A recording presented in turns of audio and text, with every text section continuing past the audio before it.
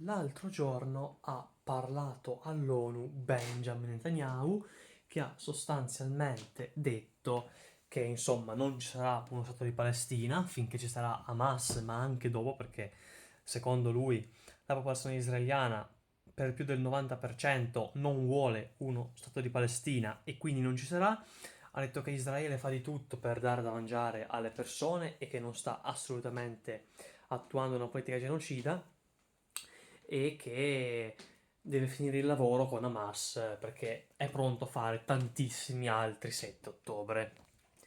Ha parlato anche Abu Mazen, presidente della Palestina, diciamo così, quello di Jure, che ha detto che sostanzialmente i palestinesi non sono tutti come Hamas, non sono antisemiti, vogliono uno Stato di Israele vicino purché sia pacifico e riconoscono Israele e sono pronti lui con il suo governo a lavorare con gli Stati Uniti per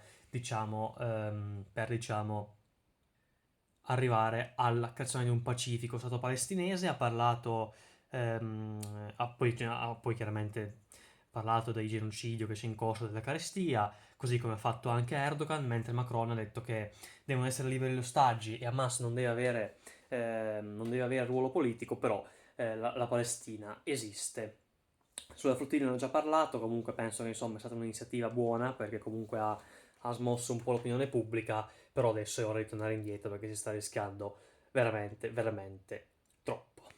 Stavo per dimenticarmi che la Meloni ha detto che l'Italia riconoscerà la Palestina solo quando Hamas non esisterà più, e quindi si potrà avere uno Stato non pieno di terroristi. Questo detto poco prima di aver incontrato il presidente della Siria, che si chiama Al-Jolani, ma che io chiamo Al-Qaeda perché faceva parte di Al-Qaeda. Insomma, ipocrisia. Dov'è l'ipocrisia? Io non la vedo, sinceramente. Non so, aiutatemi voi a trovarla. Per quanto riguarda il piano di Donaldo Trump nazionale, sostanzialmente riguarda, diciamo così, Israele l'ha accettato, ma perché è nettamente favorevole a Israele, perché invece di controllare la striscia di Gaza, ammazzando i civili, cosa che tra l'altro continueranno a fare, perché Netanyahu ha già dichiarato che comunque Israele continuerà a controllare una parte della striscia, la controlleranno la sicurezza, perché saranno loro che devono addestrare la forza di polizia e poi dopo Trump governerà a livello economico e a livello politico la striscia, nel mentre che